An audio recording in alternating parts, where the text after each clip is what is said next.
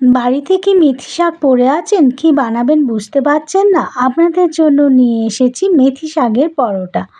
আসুন দেখে নিই কী কী উপকরণ লাগছে। প্রথমে মেথি শাক মিহি করে কেটে নিয়ে তাতে সাদা তেল, ময়দাতে সাদা তেল, অল্প নুন এবং কিছুটা জোয়ান ও অল্প একটু কালো জিরে, 1 চামচ জিরে গুঁড়ো, পরিমাণ মতো লঙ্কা গুঁড়ো এবং আদা রসুন বাটা অল্প করে, তাতে খানিকটা আধখানা লেবুর রস চিপে দিলাম এবং 2 চামচ টক দই দিয়ে তারপর মিহি করা পালং শাকটি আটা ময়দার সঙ্গে মেখে নিলাম।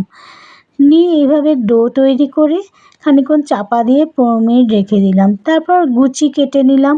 লুচিগুলো গোল শেপে পরোটার আকারে বেলে নিয়ে লাল লাল করে ভেজে নিলাম। এইভাবে একটি একটি করে পরোটা ভেজে আমি আমার সবগুলি পরোটা একটা ডিশে তুলে রাখলাম। পরোটাগুলো একে একে ভেজে সব তুলে রাখলাম। রেখে এই রেসিপিটি খুব চটজলদি এবং খুব সুস্বাদু। অবশ্যই বাড়িতে বানাবেন এবং ভিডিওটি ভালো লাগলে লাইক, শেয়ার, কমেন্ট করে দেবেন এবং আমার চ্যানেলটিকে সাবস্ক্রাইব করে দেবেন। Thank you.